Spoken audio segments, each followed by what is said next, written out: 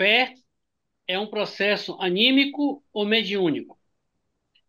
Em um exemplo comum da fé, vemos o crente desejando concretizar um determinado desejo, geralmente cura de doenças própria ou de outrem, obtenção de um emprego ou vida melhor. De repente, esse desejo é realizado. Seria obra do acaso ou força do pensamento? As ações convergem em uma única direção. Deus ajuda. Deus ajuda? Pergunta. Uma energia se transfere do doador ao receptor, ou o mundo espiritual atua em função do pedido?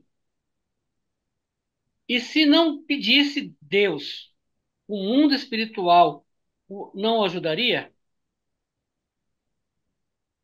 Eu estava falando sobre a fé, né?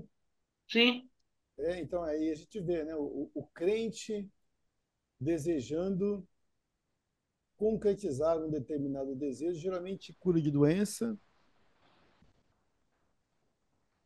obtenção de emprego. De repente a gente consegue aquilo que a gente quer. Será que isso é força do pensamento, obra do acaso? Eu tenho várias maneiras para explicar isso, né? Várias formas para explicar. E aí vai depender muito daquilo que eu penso, daquilo que eu acredito, né? E o que, que vocês acham sobre essa reflexão aqui?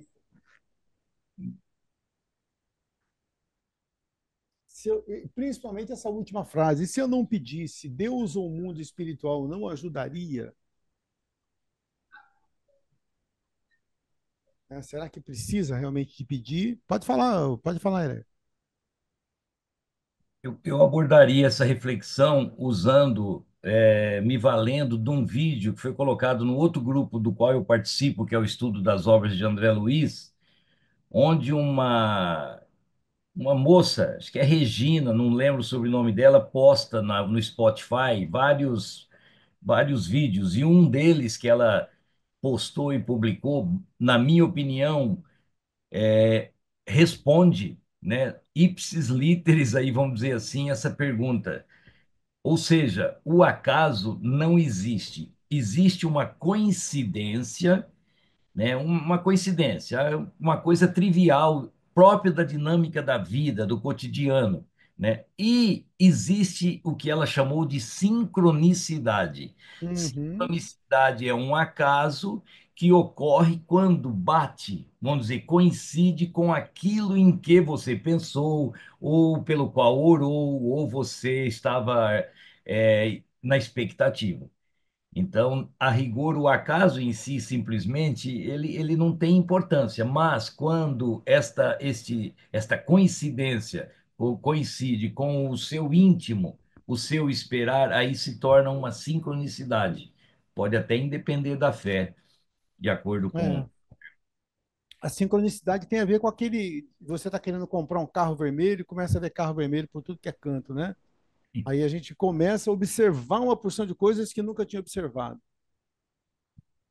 Né? E aí aquilo começa a fazer um determinado. Muitas vezes, agora eu estou observando aquilo que já acontecia.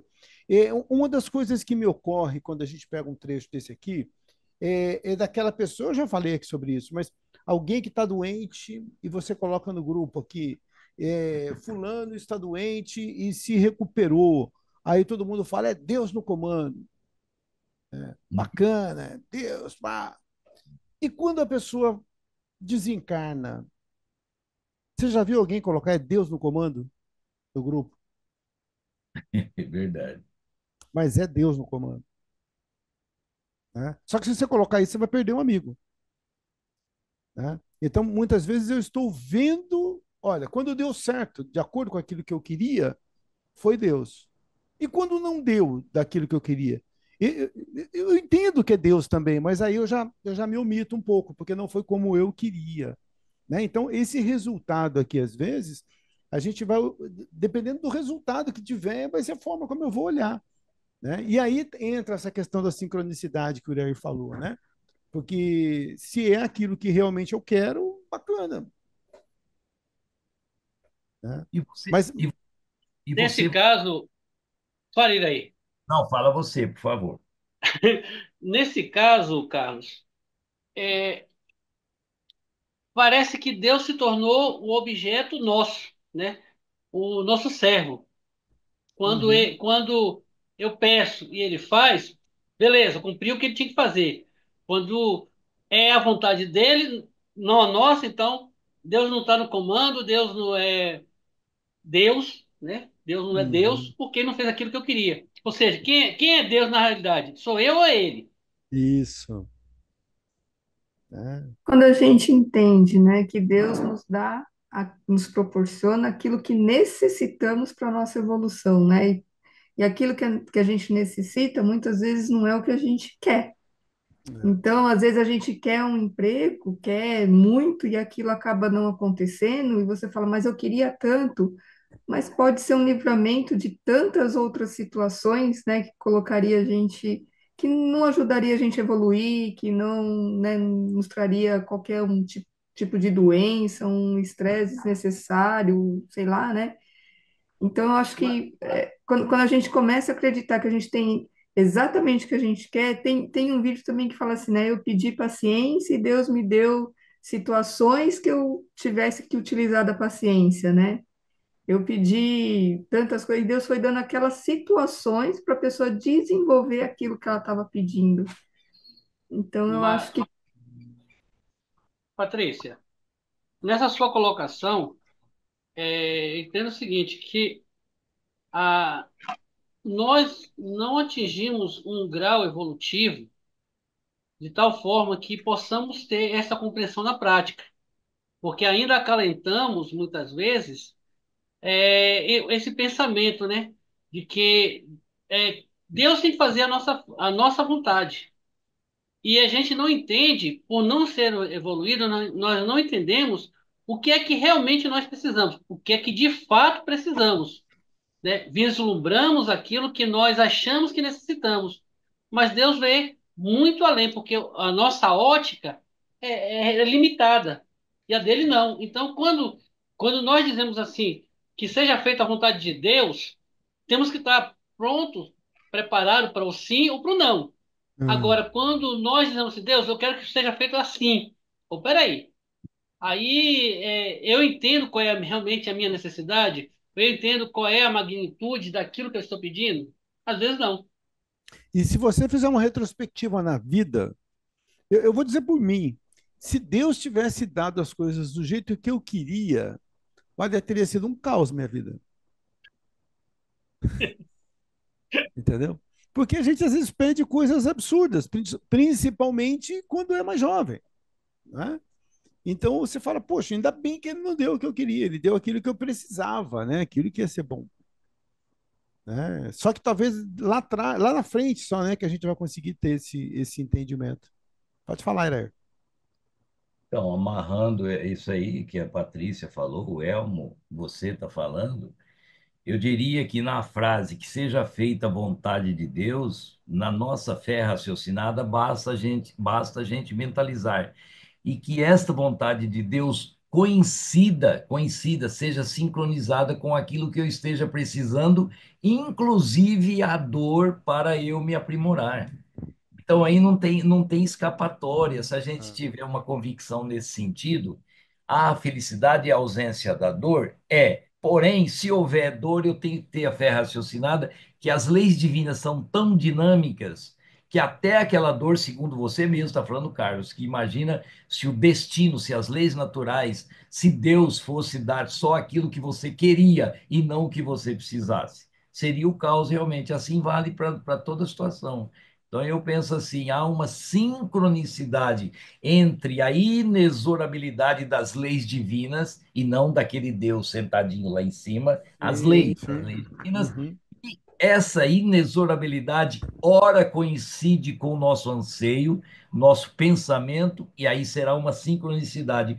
Ou apenas é um acaso que não nos serviu para o bem, mas também serviu porque a dor, ou digamos assim, o não acontecimento do que eu esperava, vai me servir para uma compreensão e um crescimento. Então a gente é feliz toda hora se a gente pensar assim. Se a gente principalmente utilizar o que se chama resignação, né, Iraí? Exato, exato. Principalmente quando a coisa vem diferente do que eu estava imaginando, né? Então é resignação. Quando a Patrícia coloca, puxa, mas aquele emprego que eu queria, será que era para mim? Você falou, olha, talvez naquele emprego não desse certo para mim, talvez eu tivesse problemas lá na frente, mas então, além de tudo isso, pode ser que tivesse alguém que merecesse, entre aspas, fazer se merecesse mais do que eu, Ou né? necessitasse mais, né? Ou Ou tivesse. necessitasse mais do que eu, É. né? Tem um filme chamado Todo-Poderoso, não sei se vocês já assistiram, né? Que ele Já. tem, né? Ele passa a ter o dom de Deus, né? Vamos dizer assim. Então, ele recebe pelos e-mails assim um monte de pedido, gente pedindo, orando, pedindo. E aí ele chega uma hora que ele fala assim: quer saber? Eu vou falar assim para todo mundo. Sim, sim, sim, sim, sim. Então, por exemplo, a pessoa pediu para ganhar na loteria. Aí todos que pediram ganharam. E aí vira um caos, exatamente por isso, né? Porque Deus fez a vontade de todo mundo lá, né? Ele foi dando sim para todo mundo, sim, sim, sim, sim, sim, e virou um caos. É um filme bem, bem interessante. Bacana. Tá mostrando aí, né?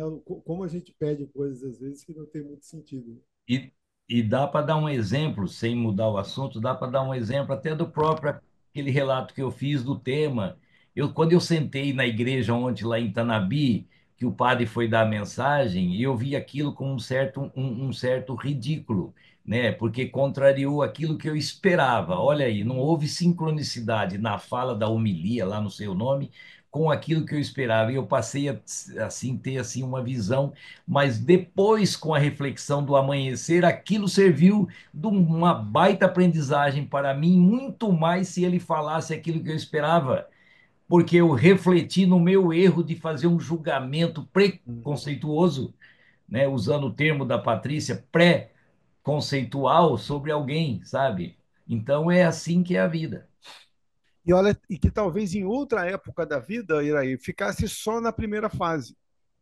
Talvez E houvesse só aquele primeiro pré-julgamento. Olha, isso aí que ele falou é abobrinha, não tá legal, ele falou besteira, e não ficasse vou isso. mais com você, não vou mais com você, e assim, Isso. a missa, não. A reflexão foi muito maior do que se houvesse uma sincronicidade naquele momento. Então, a vida é uma lição linda que a gente basta só a nossa visão sobre ela. Maravilha. Aproveite e lê para a gente o primeiro tópico, pode ser, Iraí? Pode. Está com o microfone aberto? Vamos lá. E fanhoso, mas vamos lá. Introdução. Este capítulo tem por objetivo fazer uma investigação sucinta no campo antropológico sob a ótica teológica. Haverá uma viagem no tempo analisando como o homem se relacionou e se relaciona com o metafísico desde seus primórdios na época das cavernas até os dias atuais. Objetiva também esclarecer o nascimento e a evolução do aspecto religioso da humanidade. O homem sempre foi um ser metafísico, ou seja, o sobrenatural sempre acompanhou o pensamento humano. Na época das cavernas, associava os fenômenos naturais como oriundo de um ser maior. Na época atual, a preocupação está na origem e no destino do homem e de tudo quanto há. O livro O Espírito e o Tempo, do Herculano Pires, serviu de orientação neste capítulo. Dele foi utilizada a fase denominada pré-histórica do Espiritismo, ou seja, o caminhar das religiões, desde os primórdios até o surgimento da doutrina espírita, a qual é considerada inserida na fase de espiritualização. Olha que interessante, né? Então a gente vai fazer uma viagem aqui hoje, desde lá o começo, né, da humanidade, como que a gente olhava para Deus, como que a gente olhava para o sagrado, que isso sempre foi intuitivo, né, no homem. A gente sempre arrumou um jeito, né, de olhar. E vocês vão se lembrar da época de Moisés, por exemplo, a dor de cabeça que Moisés teve para falar para as pessoas sobre o Deus único. E essa evolução da divindade, então você vem lá do politeísmo, né, dos mitos, você vem depois aqui no Deus único, e essa própria evolução. Olha como se olhava para Deus na Idade Média, como se olhava para Deus na época de Jesus, como se olha para Deus hoje. E como os movimentos espiritualistas foram mudando essa nossa visão. E esse assombro, entre aspas, que o Irair falou quando a gente se defronta com uma outra religião, ele faz parte disso. Por quê? Porque ali naquela outra religião, no caso o catolicismo, ele está vendo Deus de uma forma e nós, espíritas, vemos de outra. Né? Então, isso faz parte da evolução das religiões. Quando eu falo evolução, eu não digo no sentido do espiritismo estar à frente, mas de outra maneira. Né? Assim como se eu for lá e conversar com os nossos irmãozinhos do budismo, eles vão ver de outra maneira, diferente. Né? Então, olha como a religião vem evoluindo. E como será? Ah, interessante. Tem um filme chamado Maria, Mary, que está passando na Netflix, não sei se vocês já viram.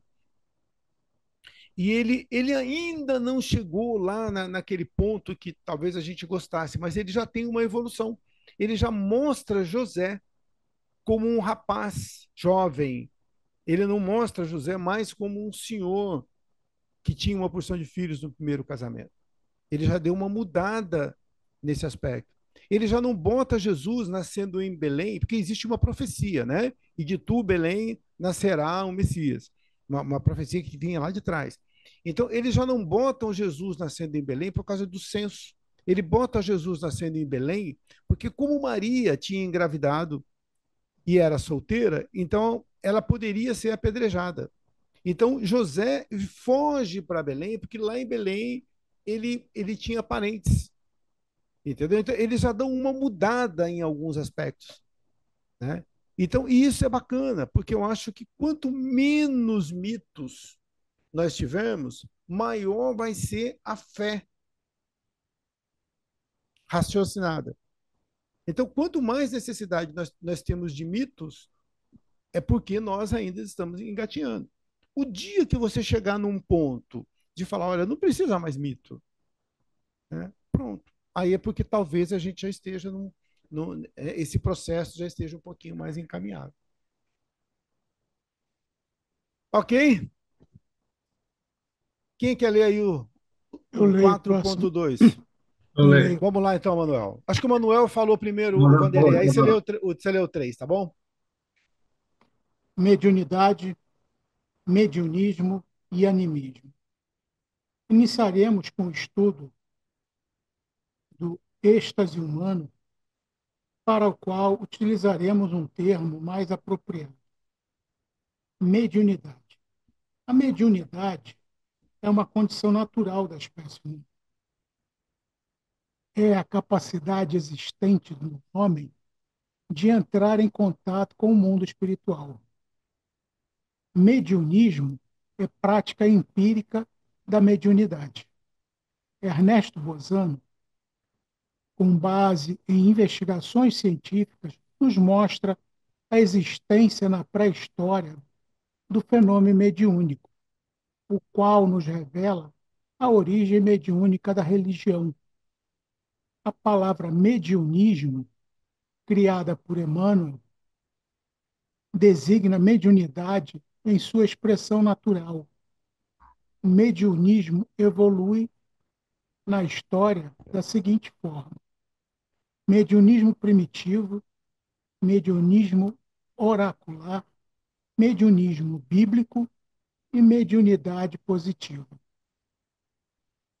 Foi com o Espiritismo que a mediunidade se define como uma condição natural da espécie humana, recebendo designação própria e tratada de forma racional e científica. Os fatos mediúnicos são fatos espíritas, mas não são o espiritismo. Este utiliza os fatos mediúnicos como matéria-prima para a elaboração de sua doutrina. Devemos ter claramente a diferença entre animismo e mediunidade.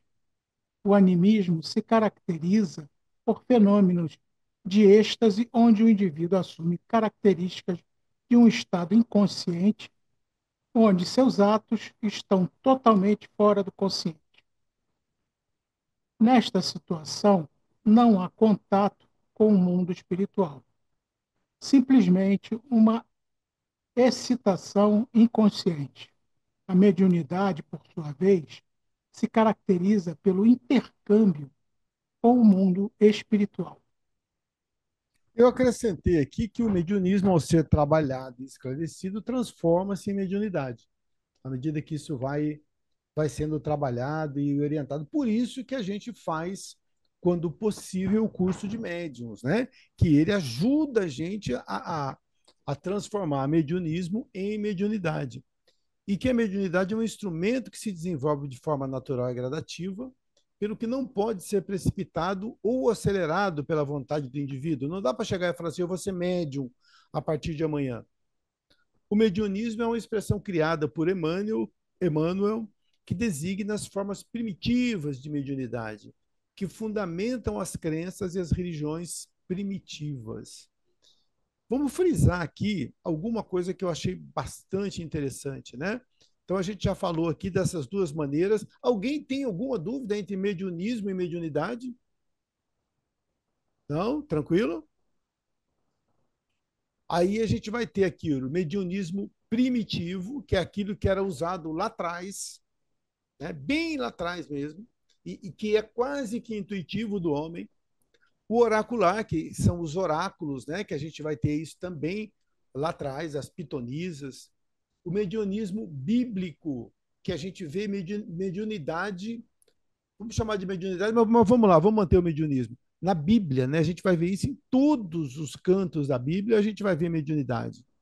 E depois a mediunidade positiva, que é aquilo que é ela já colocada de forma ordenada aqui por Kardec no futuro. Né? A gente pode observar como a mediunidade ou o mediunismo sempre foram presentes, né, na nossa história. Sempre foram presentes. E hoje também são. Né? Quando o Iraí foi lá na igreja matriz de Itanabi, lá ele viu, se ele observar, por exemplo, que vão acontecer muitos fatos mediúnicos dentro das igrejas. Né? Se você for uma igreja evangélica, você vai ver mediunidade a todo momento lá. Né? Mas aí seria mais no campo do mediunismo, porque eu não tenho isso de maneira estudada, né, aperfeiçoada. Mas então a gente sempre viu e a cada vez, quanto mais o tempo passar, mais a gente vai ver esses fenômenos acontecendo. Pode falar, Patrícia. Carlos, você sabe que eu achava que a mediunidade, o mediunismo, toda essa questão era específico da doutrina espírita ou de alguma religião. Eu não tinha essa noção de que era. Depois que eu comecei a estudar a doutrina espírita, que eu comecei a identificar essa mediunidade nas demais religiões. Foi como você colocou, né? Os evangélicos, e tem em tudo, mesmo na católica, é que eles não utilizam desse termo, né? Mas, Exatamente. a atividade ali a gente vê, né, que é É. a questão mediúnica mesmo. Tem um livro do André Luiz, eu não me lembro qual livro é agora, mas que fala que durante o momento da comunhão numa igreja, aconteciam assim, você via pessoas sendo tocadas, né? Você tinha muitos espíritos ali dentro, né? E esses espíritos intuindo, né? E intercedendo por essas pessoas, né? Quando você vai a uma igreja evangélica e alguém fala assim, Deus está me falando, Jesus está me falando, muitas vezes pode ser animismo, que a gente vai ver o que é daqui a pouco, mas também pode ser mediunidade. Então, a mediunidade ela é do ser humano, independente de religião. Né? Eu posso nunca ter entrado numa igreja, eu posso nunca ter entrado num centro espírita, mas eu vou também ter condições de receber, né, auxílio da espiritualidade onde eu estiver.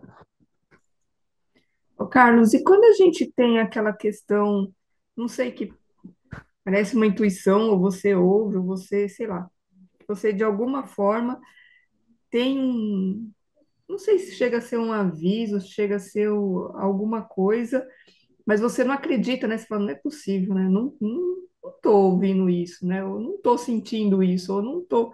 E aí você está em algum lugar que alguém vai e faz uma confirmação daquilo, né? E aí você fala, puxa, eu acho que eu tenho que me ouvir mais, né? Eu Pois acho é. que, né? E- Porque não sei se isso é a falta de fé, a falta de segurança, né? Ou a gente ainda está, eu, né? Ainda fico inseguro nesse processo, porque eu vou aqui na casa espírita presencial e a gente dá os passes, né? E tem hora que você está dando passe na pessoa e tem alguma coisa ali, e depois na hora que o grupo, e aí, tá tudo bem e tal? Ah, na hora de dar passe no fulano, no ciclano, quando a pessoa entrou, aí você fala, meu Deus, era exatamente isso, né? Então, assim, vem essas confirmações e você fala, eu tenho que acreditar mais naquilo que eu estou ouvindo e sentindo, né?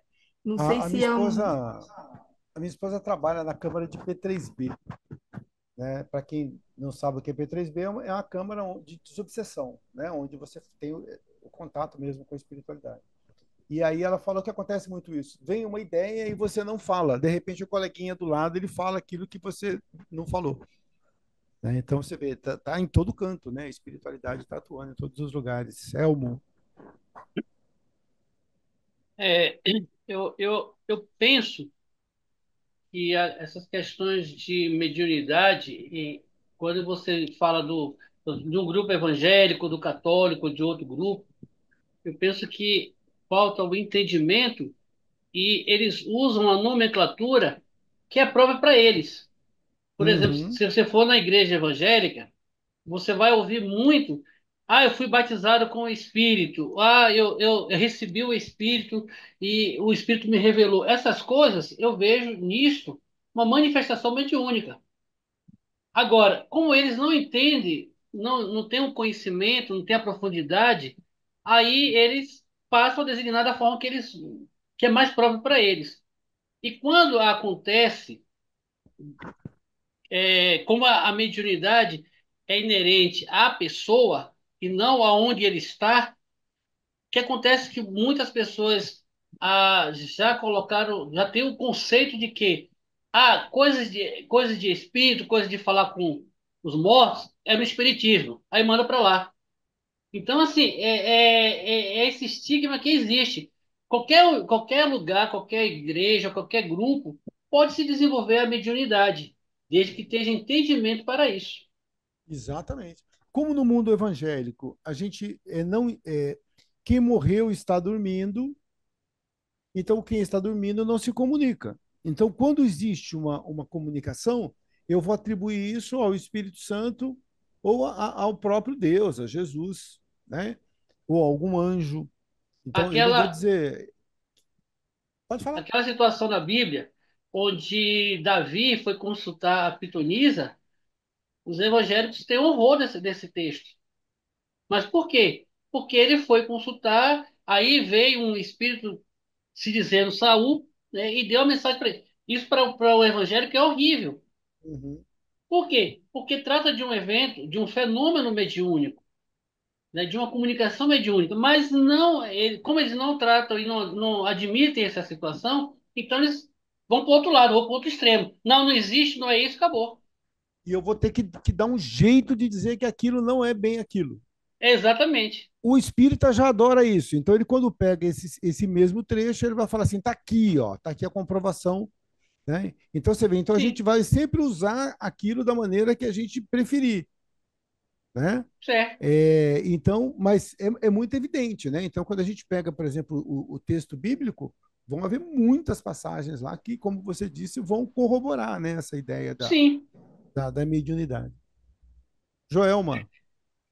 Boa noite, Joelma. Gente, boa noite. Boa Desculpa o noite. atraso, mas eu estava numa situação muito difícil, graças a Deus resolvi e consegui chegar aqui. Gente, falando assim de intuição, de espírito, às vezes eu tenho um pouco de receio, sabe? Eu tive uma experiência, eu não quero ter mais essa experiência.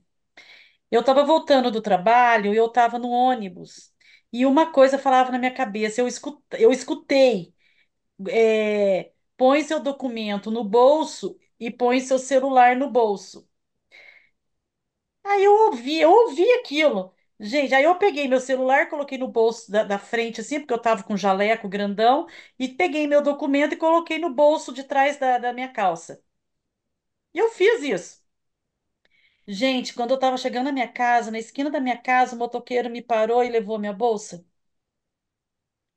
Gente, eu nunca mais. Eu falei, gente, eu não quero mais ter isso, não. Só que não, eu não falou assim, ó, você vai ser assaltada. Juro, assim, foi uma coisa assim, ó. Tira o seu celular, põe no seu bolso, tira o seu documento, põe no seu bolso. Eu fiz isso. E aí eu cheguei na esquina da minha casa. Eu falei, gente, nunca mais eu quero ter isso. Foi uma coisa desesperadora, né? Foi muito horrível. Ser assaltada é muito ruim. Mas não levaram nada, porque não tinha nada dentro da minha bolsa, né? Na verdade, tinha só a chave de casa. Daí eu troquei a chave. Mas, assim, é incrível, né? E a mediunidade, essas coisas todas. Eu lembro que eu sempre fui simpatizante, mas não entendia o espiritismo. E lá, acho que eu era adolescente, uns 16 anos, eu tinha um colega e que ele era espírita e um dia ele me convidou para participar de uma sessão espírita. E foi na casa de uma pessoa. Não é sessão, foi assim, cheguei, a pessoa deu o passe lá em Paraisópolis. E aí sentamos em volta da mesa, ela leu um trecho do Evangelho, até era na Bíblia, aquela Jerusalém, que é a mais usada, né? Foi ela pegou a Bíblia e Jerusalém. Aí ela leu lá o Evangelho, discutimos o Evangelho, o que entendeu, o que não entendeu. Aí depois essa senhora, que eu nunca mais vi também, eu não a conhecia, não tinha amizade, ela pegou, colocou a mão em mim assim, ela falou assim para mim, é, você ainda vai chegar lá. Por enquanto, o seu caminho vai ser longo, mas você ainda vai chegar lá. E eu nunca mais me entendi, né? Imagina. Eu era catequista da Igreja Católica, enfim, um monte de coisa. Muita coisa aconteceu e eu cheguei no Espiritismo. Mas eu ouço voz, eu sempre ouvi vozes.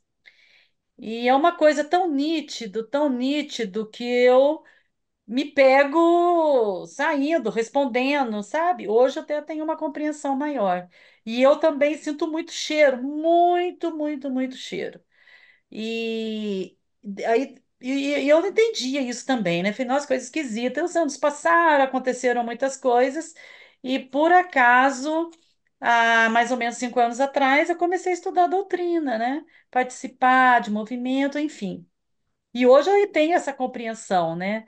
E, gente, e realmente a gente tem o nosso mentor. Eu acredito que foi o meu mentor que falou isso para mim na época lá. Porque até hoje eu falo, Jesus, não quero escutar nada, não quero escutar nada. Porque eu fiquei com medo, porque aconteceu isso mesmo, né? Então é muito interessante, a gente tem que sempre estar fortalecido, sempre. E eu Então, vi sempre que aquilo eu que. ouço voz hoje, eu tenho muito cuidado em responder, porque me orientaram para me ter esse cuidado, né? Aí, quando eu ouço vozes, eu paro e faço oração. Quando eu sinto cheiro também, eu também faço. E foi tão interessante outra experiência. No dia que a minha sogra faleceu, era mais ou menos, eu até gravei isso, sabe? Eu tava, era 13h15, 13h30, mais ou menos, entre 13h15 e 13h30 da manhã. Eu acordei e eu senti um cheiro de rosa, mas um cheiro de rosa no quarto, não um cheiro de rosa que até embrulhou meu estômago, assim, um cheiro forte, muito forte de rosa. E aí amanheceu o dia, aí já veio a notícia, enfim, nós fomos para Itajubá, ararará. Depois, passado, né, daí foram fazer, aqui eles têm oração, né, eles fazem novena na família do meu marido, eles fazem 9 dias de novena, né, reza o terço, aquela coisa toda, enfim. E eu fui na casa da minha sogra, entrei no quarto, aí minha sobrinha mexia no guarda-roupa, chorando, né, lógico, né, a gente estava muito triste, ela morreu de Covid, e no quarto dela, minha sobrinha foi e falou assim, tia Jô, a senhora não sabe, a única coisa que a Vaneusa pediu para minha mãe levar para ela foi o leite de rosa, que ela gostava de usar leite de rosa. Não sei se vocês conhecem aquele leite de rosa. Uhum. Sim. Aquele Gente, rosinha, né? era aquele cheiro. Então, eu acredito que ela, o espírito dela veio provavelmente despedir do meu marido, né? Não sei lá se ela teve essa oportunidade de despedir dos filhos, né? Não sei, mas é incrível isso. Na hora, eu não pensei nela, não, mas na hora eu fiz oração. Então eu tenho muito isso, sabe? Mas eu não fiz curso de mediunidade. Eu acho que um curso que eu quero fazer agora é mediunidade, né? Eu Então, isso que fiz você falou, básico, um monte de isso que você coisa, falou mas é não o fiz. animismo, né? É o animismo. E aí, quando a gente passa a usar isso de maneira, da maneira correta, né? Vamos dizer assim, de acordo com aquilo que é proposto lá no livro dos médiuns, aí ele vai virar mediunidade. Iraí, você queria falar alguma coisa?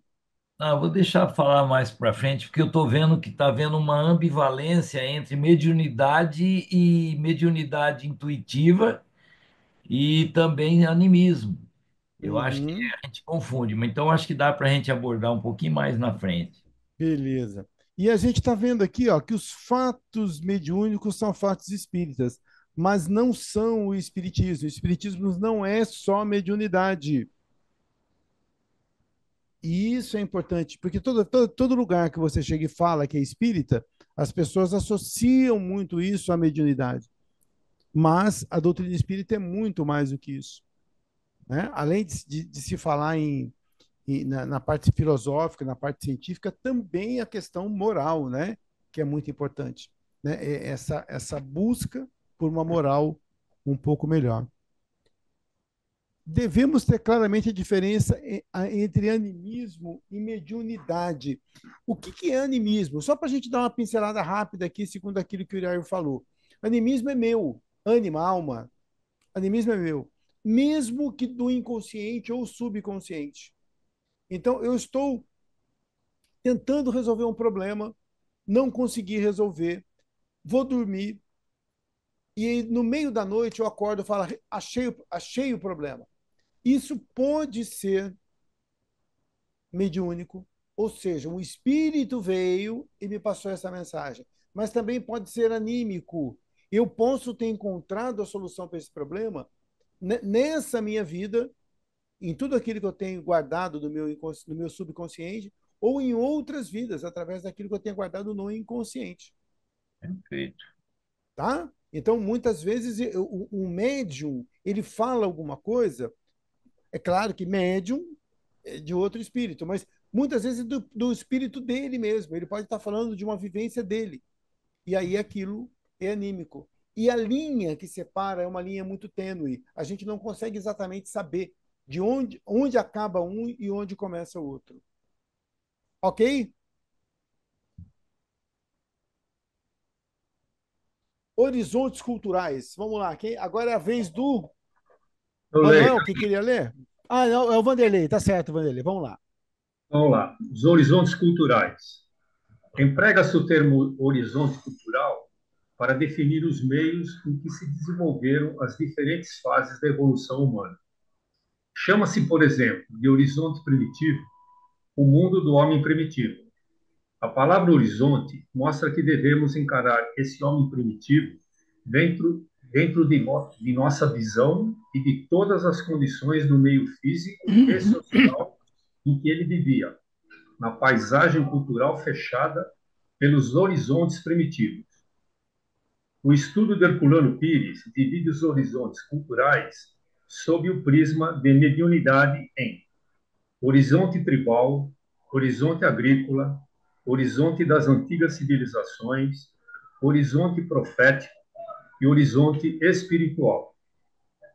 Os horizontes tribal e agrícola das antigas civilizações e proféticos são considerados como sendo a fase pré-histórica do espiritismo.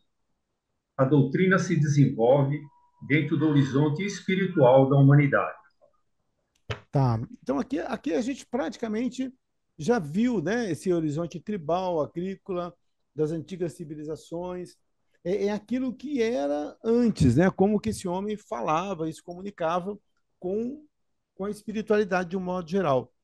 Uma das coisas que eu acho que é importante a gente ter em mente aqui é que quando a gente olha por essa ótica, a gente vai ver que o homem nunca esteve sozinho aqui na Terra. A espiritualidade sempre esteve ao lado dele, né? Sempre esteve ao lado dele. E mesmo ele não tendo ainda a capacidade de racionalizar tudo isso, ele sempre recebeu o auxílio da espiritualidade. né? Em todos os momentos.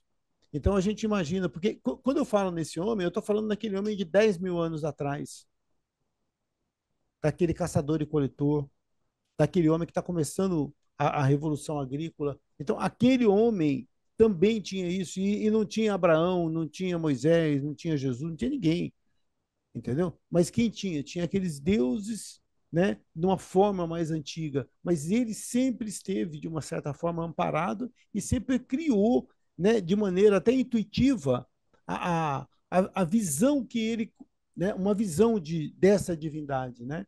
E como a gente falou, essa visão veio caminhando aí ao longo do tempo. Mas vamos ver lá, então, o horizonte tribal. Pode continuar, Vanderlei, pode ser?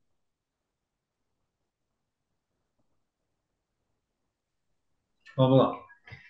Horizonte tribal. O horizonte tribal caracteriza-se pelo mediunismo primitivo. É a fase onde o homem primitivo ainda não desenvolveu o seu psiquismo, interpreta as coisas em termos exclusivamente humanos. É pelo sentimento e não pelo raciocínio que o homem primitivo humaniza o mundo. É o alvorecer da razão, o subsolo do conhecimento. Estamos diante do processo de adoração rudimentar, em que o homem parece adorar a si mesmo nas coisas exteriores.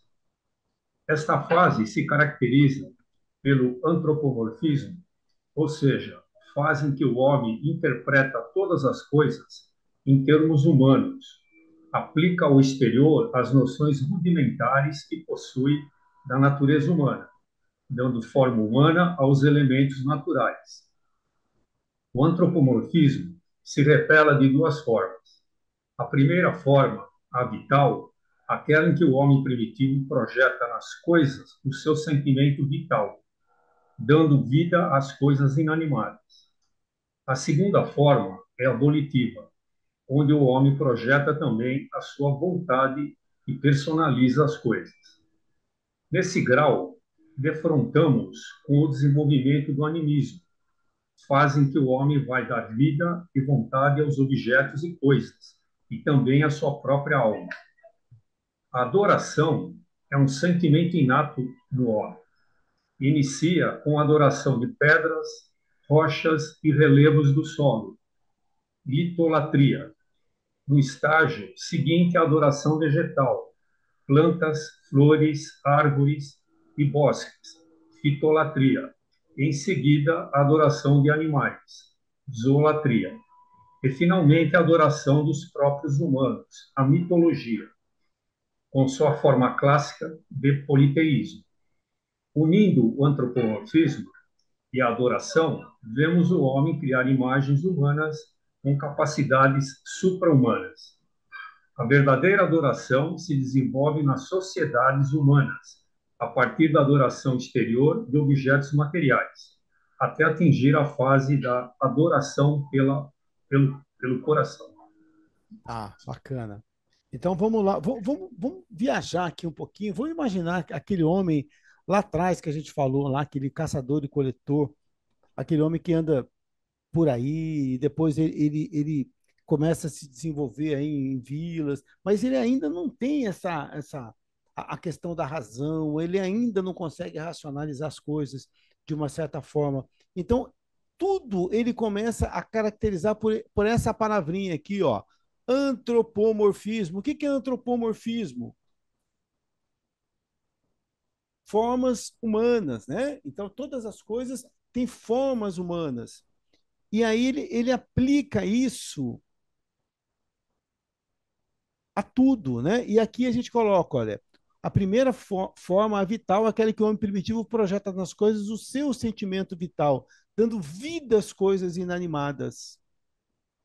Então, ele bota nas coisas inanimadas a vontade de Deus. Você vai lembrar lá, por exemplo, de Moisés. Quem que dá um exemplo para mim disso que está acontecendo aqui? Quem que consegue me dar um exemplo? Na história, quando a gente vai buscar lá.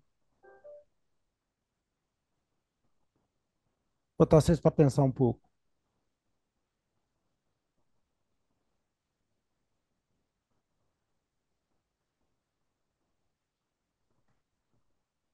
penso que na antiguidade eles adoravam as pedras, faziam que as pedras eram o deus deles, né? Eles iam, entregava, como é que fala quando você doa alguma coisa, né? Então eles Oferenda. tinham oferendas, né? Para esse deus, né? Então aquela pedra, aquele lugar tinha uma forma diferente, né? Então a gente sempre, né, tem lugares, é, vários lugares, né, que tem algumas rochas com formato diferente, e para eles naquela época, se eles viam aquilo, aquilo para eles era um deus, né? Então eles iam oferecer oferendas, né? E tem culturas que fazem isso até hoje. E lembra daquele bezerro de ouro? Olha aqui, ó, adoração de Bezerro de animais, ó, ouro, é. idolatria. Tá vendo que Moisés brigava lá com o pessoal para não fazer, né? E Uhum. aí a gente tem a mitologia. Quando você pega, por exemplo, lá um deus para cada coisa, né? Aí já não está com formas humanas, né? Eros é o deus do amor. A gente já não tem cada um com uma forma. Então a gente vai Ô, Carlos, levando, vai criando, né? Inclusive E na vai Bíblia, né, evoluindo que diz dentro. que Deus criou o homem em sua imagem e semelhança, quando na verdade é o homem que está colocando Deus na sua imagem. É o homem que criou Deus à sua imagem e semelhança, né, Manuel? Exato, é. Pois ô, é. Carlos, mas se Oi. nós formos ver, nós somos espíritos muito antigos mesmo, e eu acho que nós trazemos, talvez inconscientemente, né? Que nós hoje, nós ainda temos amuleto, nós ainda acreditamos no poder da pedra, de cristais, né? A gente ainda, às vezes, tem lugares que a gente coloca até o símbolo de um animal. Ah, coloca o animal, né? De.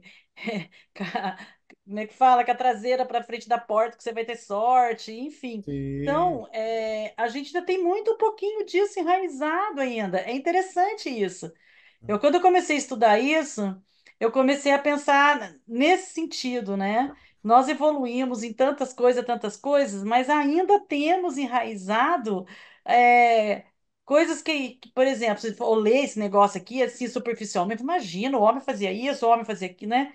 E eles não tinham conhecimento nenhum, mas nós ainda fazemos. A gente ainda tem um amuleto, olha a pedra X, não sei da onde, né? Se você tiver, você vai ter sorte, você vai ser, como é que fala? São Resguardado, os né? patuás aí, os amuletos, né? E, Pedra disso, e- pedra daquilo. A gente tem um pouco. Eu acho que a gente traz isso ainda. Eu acho que isso eu acho que ainda talvez porque nós somos espíritos muito velhos, né? olha aqui, É, olha, criando inclusive, imagens humanas com capacidades supra-humanas, Os né? inclusive super-heróis. a questão das pedras, cara, mas das pedras também tem uma questão indeterminada, não nesse sentido, mas tem uma questão das pedras que ela tem uma questão de energia. Sim. Isso É. elas transmitem mesmo, mas não é esse poder todo porque isso vai me dar sorte, né? Mas em ambientes determinados, ela traz uma mudança de energia, né? Isso é normal. Com relação a animais, você tinha no Antigo Egito, você tinha os gatos, eles eram considerados sagrados, porque eles eram os guardiães do submundo, do mundo dos mortos. Mas isso também tem uma explicação que pode ser espiritual. O gato, ele percebe quando tem uma pessoa que está num ambiente, numa casa, para morrer. A energia dele percebe isso. E ele reage. Eles têm a pineal muito parecida com a do homem, né? Eles mais É, evoluídos. é muito interessante isso. As coisas, às vezes, acontecem, não é à toa, que alguma Sim. coisa tem. Pode falar aí. Eu ouvi com atenção aí a fala, em especial da Joelma, com relação ao poder das pedras, o Manuel falar do poder do gato. Mas é o seguinte, eu acho que nós estamos confundindo um pouco divindade com antropomorfismo. Então, essa fase que nós estamos aqui analisando é onde o homem coloca valor humano nas coisas e não Uhum. divindade. Então, eu acho que tem que acentuar essa diferença. Então, eu penso que esse antropomorfismo é mais o homem, a pedra fala, vamos dizer, ó, a montanha encantada, os cães encantados, coisa assim. Não que o homem ainda coloca um Deus, acho que não entrou na fase ainda de colocar divindade Verdade. nos ritos. Eu penso assim. Ele cria lá, por exemplo, vamos lá pegar aqui no caso da litolatria. Aqui, ó, adoração de pedras, rochas e relevos do solo. Isso. Isso que o Irene falou tem todo sentido. Ó. Então, eu pego uma montanha e acho que aquela montanha lá, ela representa a divindade. Né? É. Depois, essa adoração de animais. A gente vê adoração de animais ainda hoje, não vê? Não como Deus, mas na Índia não existe E a toda uma Índia? reverência É. com relação à vaca. Né? Então, assim, eu não estou dizendo que ela é Deus, mas eu É. tenho É uma todo divindade. isso, tem toda uma reverência ali com relação àquilo. Mas isso imagina lá atrás, né? Como que isso não era, né? E sempre colocando muito do homem. Eu coloco nesse ser muito daquilo que eu tenho, entendeu? Das minhas virtudes, dos meus defeitos. Então eu espelho muito isso lá nessa divindade. Por isso que eu vou ter um Deus bravo, um Deus rancoroso, um Deus muitas vezes que vai defender um povo em detrimento de outro. Né? Então eu coloco em Deus aquilo que eu estou vendo aqui, aquilo que está em mim. Né? Eu transfiro aquilo para Deus. Então a gente está fazendo tudo isso e criando isso aqui, ó, imagens com capacidades supra-humanas. Então eu crio imagens humanas com capacidades supra-humanas. Então eu vou fazer, de repente, eu vou criar os mitos, eu vou criar essas ideias aí. E, inclusive, a gente vai criar depois aquilo que são os híbridos, né? Você vai ver que em muitos casos você vai ter um Deus que dá origem a um humano, né? Que tem um pai que é Deus e uma mãe humana, não tem isso? Você vai encontrar isso, por exemplo, em Pitágoras. Você vai encontrar Hércules. Hércules, né? Você tem várias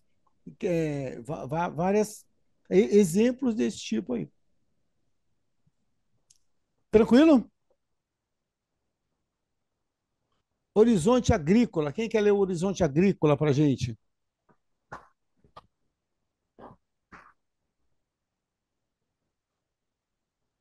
Eu posso ler. Então tá. Horizonte agrícola. Nesse horizonte, o animismo tribal adquire forma mais racional. As experiências concretas que deu ao homem primitivo conhecimento da existência dos espíritos agora se alia ao uso mais amplo das categorias da razão. Estes são elementos característicos do horizonte agrícola. O céu é o Deus Pai que fecunda a terra, Deus a Mãe. O animismo do horizonte agrícola se apresenta sob três aspectos: fetichismo, aprofundamento do animismo tribal, personificação da natureza, fetiches básicos da terra-mãe e do céu-pai. Olha aqui, ó, eu Fusão. acrescentei, só um pouquinho, eu acrescentei, é o culto de objetos que se acredita representarem entidades espirituais e possuírem poderes mágicos. Então, eu pego alguns objetos e transformo esses objetos. Aliás, eu acredito que eles vão representar alguma coisa, tá? E aí a gente vai ter uma série Depois a gente vai tentar achar alguns exemplos nesse sentido aí. Continuando, Patrícia. 2. Fusão da experiência e da imaginação, desenvolvimento mental do homem no processo natural do mediunismo. 3. Primeira forma de religião antropomórfica, experiências concretas com o culto dos ancestrais.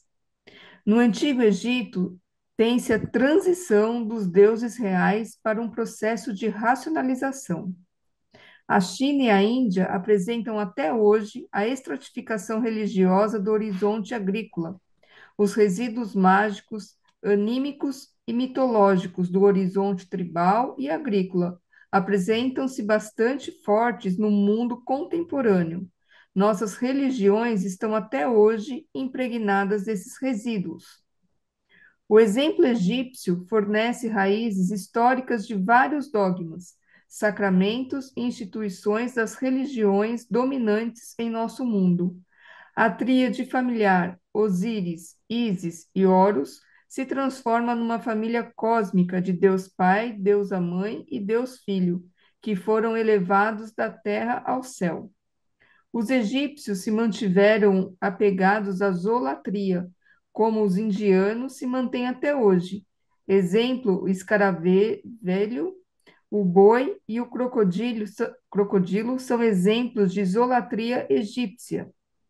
A lei de adoração de que fala Kardec evolui dos animais para as formas humanas, mas de maneira mais lenta. Os deuses são reunidos em família e a forma mais simples dessa família são as tríades, constituídas pelo pai, mãe e filho. Essa tríade Deriva. deriva do sistema patriarcal do horizonte agrícola. Os faraós eram portadores de dupla natureza, a humana e a divina, porque eram filhos da rainha com o deus solar. Era filho do próprio Deus.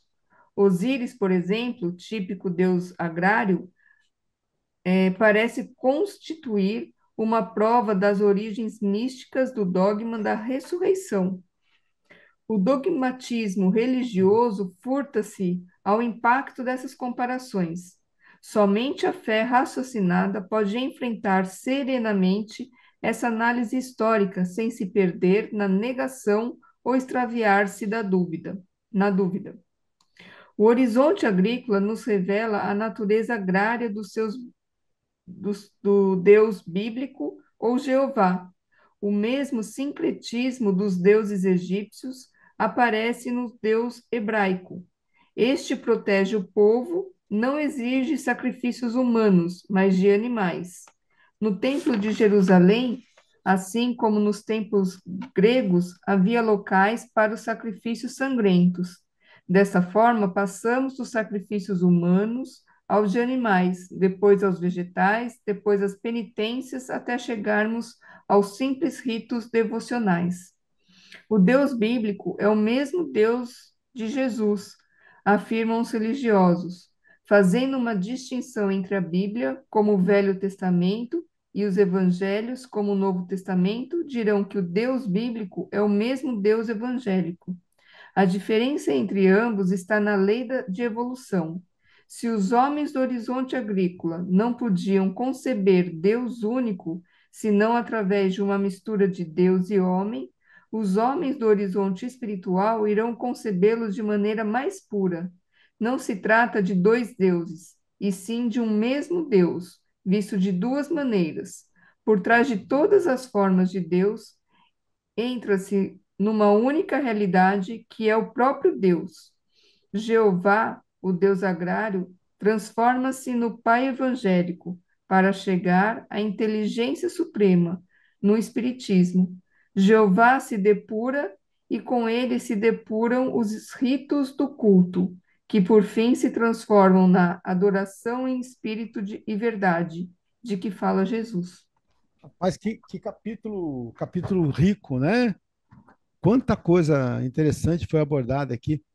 Vamos tentar ressaltar algumas coisas. Rico e difícil, né, Carlos? Rico e difícil, né? Uhum. Exatamente, né? É, essa tríade familiar aqui, Osíris, Íris e Osos, né? E Horus, né? Então a gente vai ter Deus Pai, Deus a Mãe e Deus Filho. Aí você vai ter uma ideia, por exemplo, Ísis, né? A gente transformou Maria em Ísis, de uma certa forma. Quando eu falo isso, eu não estou querendo dizer que você não deve acreditar em Maria, não é nada disso, tá? A gente está dizendo a construção do cristianismo. Então, aqui dessa tríade que a gente tinha lá atrás, né, lá do Egito, então, e você vê como as coisas vão se repetindo. Então, eu tinha lá Osíris, Ísis e Horus. Então, o que eu vou fazer? Pai, mãe e filho. Então, eu tenho Deus, Jesus, eu tenho que arrumar agora uma outra. Então, a própria tradição vai colocar Maria nesse lugar, que é aceita por uma boa parte dos católicos e espíritas, mas não é aceita pelos evangélicos. Então a gente já vai ver aí. Mas olha como isso vem trazendo, né? Quando a gente pega, por exemplo, aqui, olha. Cara, deixa eu dar um pitaco. Pode falar, pode falar. Com relação aos evangélicos, essa coisa de Maria, isso realmente é certo. Eles tratam Maria como sendo uma mulher comum. Mais uma vez, outro dia mesmo eu estava ouvindo um vídeo aqui na internet, um pastor falando que é uma coisa muito errada ela ser apenas. Não, ele não falou em tratar com a santidade que a Igreja Católica trata, mas que deveria ter um pouco mais de respeito, porque ela não é uma mulher qualquer. Se Claro, fosse uma claro, mulher qualquer, ela não teria sido a mãe de Jesus. claro, Se ela foi claro. escolhida para ser mãe de Jesus, é porque ela era uma mulher especial. Sim. É. Então, já existe dentro da própria igreja, entre as Evangélica. correntes evangélicas, um respeito maior à figura de Maria. É.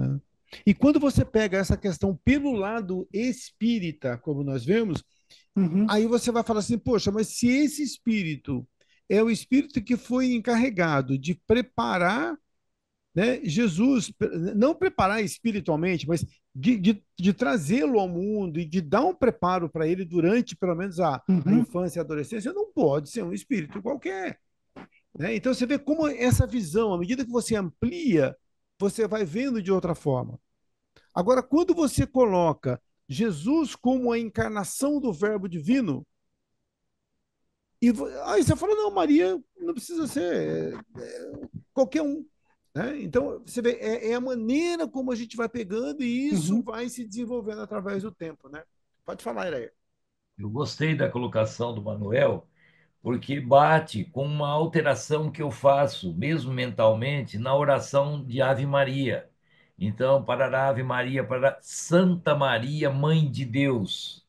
Eu troco isso aí, mãe que Deus escolheu, pegando aí essa ideia que o Manuel lembrou, porque, na minha opinião, Maria não é mãe de Deus, e porque Jesus não é o mesmo Deus.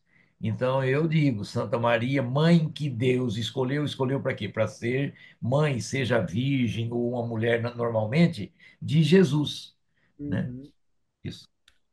Se Deus tivesse mãe, ele não seria Deus, né? Quem seria a mãe seria Exatamente. a mãe que seria Deus e Mãe, ele não seria, mãe né? de Deus no sentido de Ah, mãe escolhida por Deus, esse de isso. traz Bacana. É isso. uma Ah, diferença. ah. Mas aí a gente consegue entendendo como foi a construção desse mito, né? De tudo aquilo que aconteceu. Então a gente vai tendo todas essas nuances aí, né? E aí a gente vai ver aqui, ó, essa tríade deriva do sistema patriarcal do horizonte agrícola. Então, isso, em um determinado momento, teve lá olha aqui a questão dos faraós, ó, que tinham dupla natureza, humana e divina, porque eram filhos da rainha com o deus solar. Lembra que a gente falou desse ser híbrido aí, né, que é filho de um deus junto e ao mesmo tempo de um humano. Então, isso vem se perpetuando há muito tempo. E quando a gente pega, por exemplo, no cristianismo, no próprio cristianismo, será que um dia a gente vai chegar à conclusão, ou pode chegar à conclusão, de que a paternidade divina de Jesus, ela não, por exemplo, as pessoas falam, José é pai adotivo de Jesus. Será que um dia a gente vai falar, não, não é pai adotivo? José é o pai biológico de Jesus. E Jesus é um espírito evoluído que encarna e vem fazer a sua missão. Então, será que um dia a gente vai conseguir chegar a esse entendimento? Ou a gente vai vendo isso através dessa narrativa? Ô, Entendeu? Carlos, Fala mas a aí. gente vê pelo fato histórico, né? Eu estou lendo Herculano Pires, né? O Espírito no Tempo, eu estou fazendo o estudo dele. É bem complexo mesmo. Tudo isso que nós estamos discutindo, em questão nem de religião, nem de doutrina espírita, mas em questão histórica mesmo, né? Então, eu acho que o homem, ele vai, ou seja, ele vai pegando algo que já existia e vai aprimorando cada geração que passa, Uhum, né? E essa tríade que colocou vem a calhar com isso que você está dizendo. Não vamos desmerecer, nós não vamos nada aqui, porque quebra de paradigma. Nossa, essa aí daí é uma revolução no mundo, né? Mas, se nós formos ver a coincidência que tem de tudo, né? E naquela época, o entendimento desse povo era através, né, dessa mitologia, desses deuses que eles criavam, dessa tríade. Então, para entender e aceitar Jesus, Ah, Jesus só podia ser filho de Deus como mortal, não é? Né? É Isso. parecida com a Uhum. história de Hércules, né? Ah, Então, Sim. assim, você vê no Egito, na Grécia, aí depois veio para Roma, né? A gente sabe que E o Hércules, cristianismo da primitivo mesma forma que mudou Jesus, ele com encontra a os redenção na romanos, morte. né? Hã? é. O Hércules, ele na história, ele encontra a redenção dele, ele volta para o Olimpo na morte. Sim. Se, É, se, É, então, assim, não estou igual Jesus. comparando, não é isso, É. não. Mas Não, são mas histórias, né? a São questão histórias que das histórias agregam. são histórias que agregam, são contadas da então, mesma mas forma. e Isso. será que, E para as e será que pessoas ter aceitação. e quando a gente pega Jesus, será que se a gente visse ele como filho de José, ia mudar alguma coisa na nossa fé, no nosso entendimento? Talvez hoje, com o pensamento que nós temos, Uhum. talvez não, mas para a humanidade, Então, mas nós não eu somos acho. a humanidade, não fazemos Não, parte da humanidade. e Ah, não mas sei se nós somos você, uma minoria, né? Vamos dizer assim. e não sei se vocês leram os apócrifos da Bíblia, mas tem um livro, não sei se é o livro de José ou se é um dos livros que conta a infância e adolescência de Jesus antes dele começar o trabalho dele. E uma das passagens mais bonitas é justamente o desencarne de José. Que o anjo da morte não consegue, não entra dentro da casa para levar o espírito dele, porque Jesus está lá dentro. Uhum, Jesus precisa sair para os anjos levarem o espírito de José. sim. Porque você vê quanto mito que a gente coloca. E Uhum, eu não tô querendo desacreditar nada, mas é que a gente fica lendo tanta coisa. Então, eu gosto de ler alguns livros assim, né, que se chama crítica textual. Então, por uhum, exemplo, se a gente ouvisse, por exemplo, alguém falar, olha, José se casou com Maria e desse casamento eles tiveram um filho e esse filho era Jesus. Depois disso, Jesus teve outros irmãos mais novos, entendeu? E se constituiu uma família. Qual o problema? Eu não estou dizendo que isso é uma verdade, mas vamos colocar um si. Se fosse Mas os assim, apóstolos falam isso, porque né? Muitos apóstolos falam isso. sim, por que eu Eles tenho que foram acreditar? aceitos. E por que eu teria que acreditar? Olha, José, aí o que eu falo? Eu falo que José era velho, e os irmãos de Jesus que são citados na Bíblia, aí eu coloco como irmãos mais velhos, que eram do primeiro uhum. casamento de José, que pode ser também. E falo que José se casou com Maria e Jesus, ele foi obra do Espírito Santo, e que José nunca teve uma relação sexual com Maria. Gente, nós estamos falando de 2000 anos atrás, Mas sabe quando. numa época em que a mulher ela era extremamente submissa, entendeu? Então, quando você traz isso e você olha de uma maneira um pouco mais real, você fala, poxa, Mas o pode dogma ser. da Igreja Não, Oi? mas Católica, o dogma pode da ter uma Igreja inseminação Católica artificial. de que Sim, Maria permaneceu virgem é da década de 60 do Papa João 23.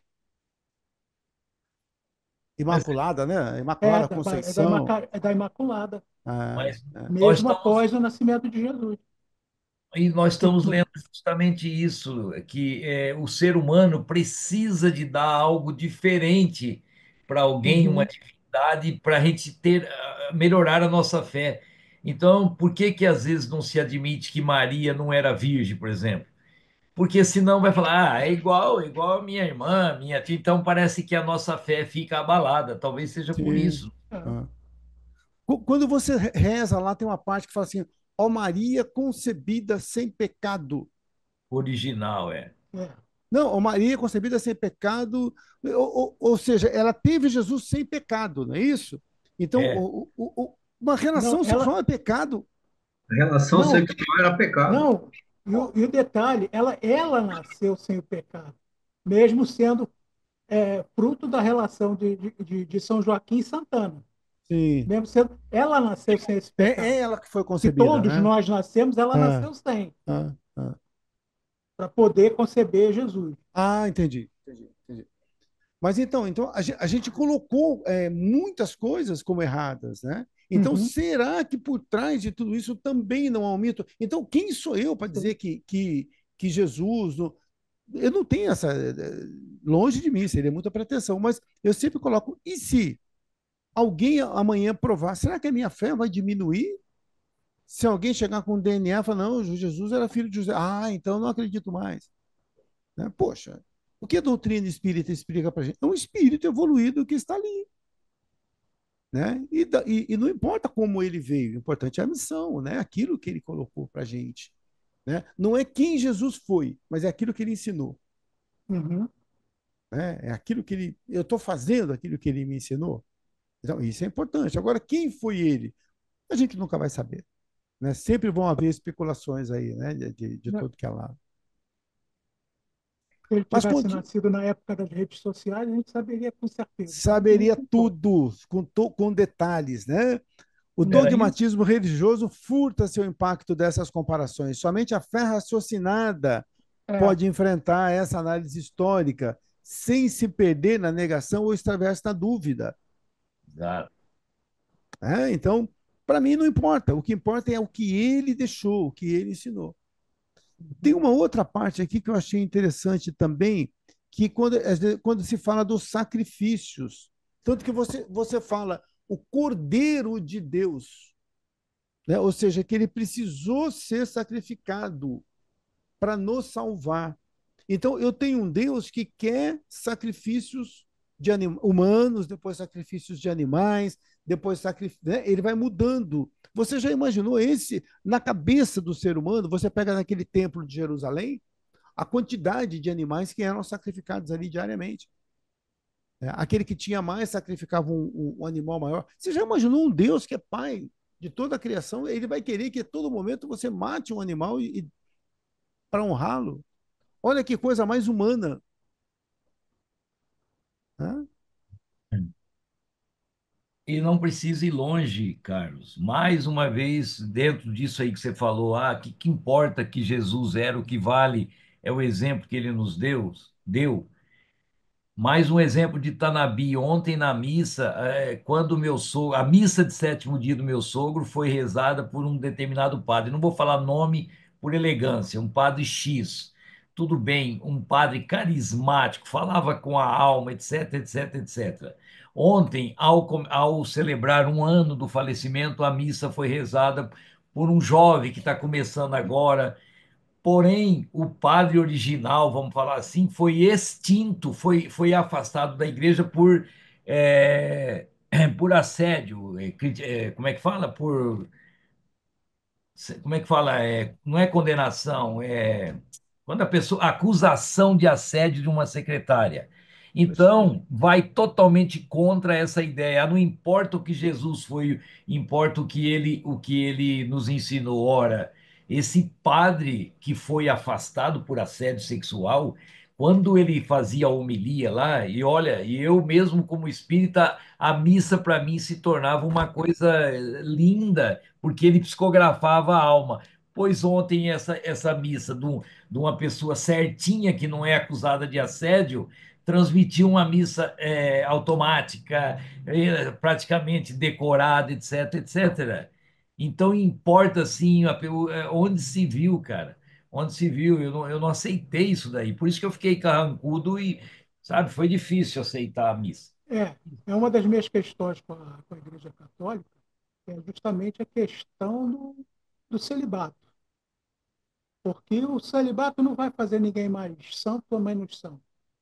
E eu acho que um padre, se ele tivesse casa- quantos padres maravilhosos nós já perdemos porque os caras estavam casados e não podiam ser padres.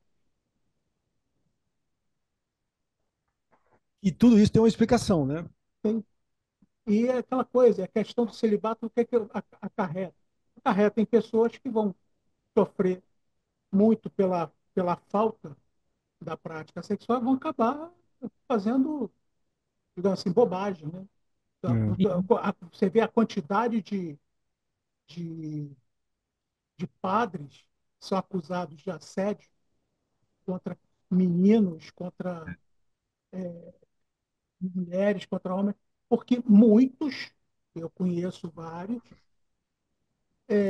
rapazes com tendências homossexuais iam para a igreja, entravam para os seminários, se ordenavam padres para esconder a homossexualidade.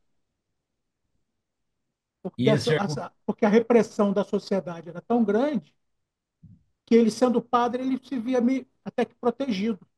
Então, mas aí ele pratica homossexualidade, às vezes, dentro do seminário, só que como isso é com consentimento entre os dois, ninguém Uhum. nunca vai saber, e Nunca vai aí saber. esse padre vai ficar a vida inteira fazendo a homilia e não tem problema, né? Uhum. Porque, então, ou seja, a gente está colocando. Eu não sei nem se o Iraí estava defendendo ou não essa questão. Eu não consegui entender direito o ponto de vista dele.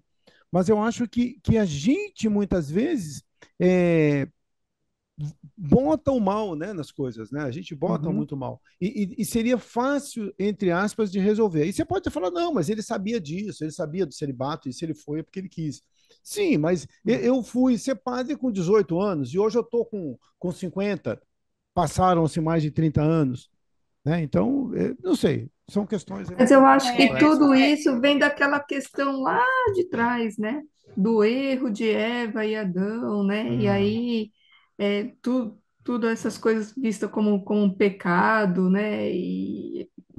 E aí, para esconder isso, né? Para dizer que o padre é uma pessoa pura, que pode perdoar, que pode não sei o que e tal, acaba tendo o celibato, né? Porque o pecado está na relação, né? O pecado está no carnal, né? Enfim.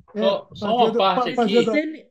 só falando uma Fazendo, não coisa. perdendo a Só uma piada, parte é aqui. por causa de Eva e Adão. Viu? É, Só uma parte só aqui, uma gente. parte. Para falar. Ô, É o Elmo, pode falar, seguinte, Elmo. a questão do celibato, em relação ao início do cristianismo, ela é uma coisa recente. Sim. Ela foi instituída por um papa, porque antes os padres podiam casar. Só que as Uhum. mulheres viúvas, na realidade dos padres, começaram a exigir da igreja a manutenção da sua vida quando o padre, o marido, morria. Então, eu não lembro agora qual foi o papa. Foi Leão, não lembro bem qual foi o papa, mas ele que instituiu o celibato, ou seja, não existia isso. No plano original da igreja romana, não existia celibato. Então, é uma coisa mais recente. Então, E, e sempre atendendo a interesses, né? Interesses sim, e a há questão da interesses herança do outros. padre também, né? Uhum. A Sim, herança do Isso. padre. Quando tinha herança também, essa herança agora vai para a igreja. E antes não ia. Eu Né? acho que é Uhum. questão muito financeira também, como ele É. colocou, e é Sim. verdade. Não dividir bens com a igreja é sempre muito rica. Mas em relação a assédio moral, sexual, seja padre, seja qualquer um, é errado. E pedofilia, sendo padre, se ele é Claro, homossexual, se ele é o claro. quê, é errado. É Então, errado, isso claro. também é uma coisa que não é por causa do celibato, né? A Ah, é. pessoa, ele só é padre, mas ele cometeu um crime. Ah. E aí depois a gente vai ter essa questão aqui desse Deus, né? Que a gente vai ter o Deus do Antigo Testamento e o Deus do Novo Testamento. E depois tem o Deus aqui do Espiritismo, que a gente já vê de outra maneira, esse Deus do espiritualismo, que na verdade não existem vários deuses, existem várias formas de se ver Deus. Né? Inclusive eu vou mais longe, eu acho que o Deus do budismo, o Deus do islamismo, são várias maneiras, né, que a gente tem para ver Deus. Vamos lá. Horizonte das antigas civilizações. Vamos lá, Elmo. Você que abriu a câmera aí, vamos. Pode ser? Deixa eu olhar aqui. Ori- o horizonte das antigas civilizações. Os grandes impérios da antiguidade passaram lentamente do horizonte agrícola para o civilizado. Nos estados teológicos antigos, Egito, Índia, China, Assíria, Israel, o humano e o divino se confundem e se fundem em uma única estrutura. Os estados teológicos são chamados de horizontes civilizados. Ocorre o domínio absoluto sobre o povo que deve respeitar e adorar o monarca como um deus. Deus com D minúsculo. Nos estados teológicos, a religião e o Estado se modelam sobre um sobre o outro. A religião, horizonte civilizado, reflete um sistema político e social, que em geral é politeísta. Os deuses são as principais forças da natureza. O homem supera a natureza desde o momento que é capaz de se organizar em sociedade. Ele deixa de ser um animal das cavernas para ser um animal político. Superar a natureza não significa dominá-la, significa superar a si mesmo.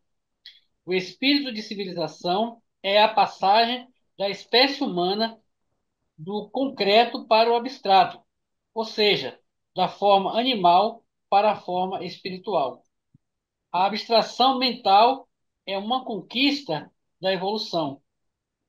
Ao, ao atingir o horizonte civilizado, o homem se transforma no ser moral que supera o ser social, em direção ao ser espiritual do futuro. A humanidade deixa de ser uma espécie para se transformar em um devir, ser que o mundo, ser que muda e se transforma. Os oráculos dominam todo o horizonte civilizado, constituem praticamente o centro de orientações de todas as suas vidas urbana e rural, política e religiosa. Os oráculos são, às vezes, respostas dadas às consultas. O santuário ou o templo, o médium que atende aos confluentes. O local de consulta pode ser um bosque sagrado, uma gruta misteriosa, uma fonte miraculosa. A palavra oráculo serve para designar todas essas coisas. O medianismo, um medianismo oracular é uma forma de transição para o culto individual dos espíritos. A história das religiões nos mostra que o culto dos ancestrais foi inicialmente coletivo. A individualização se efetua lentamente. Os oráculos representam o horizonte civilizado neste momento de transição.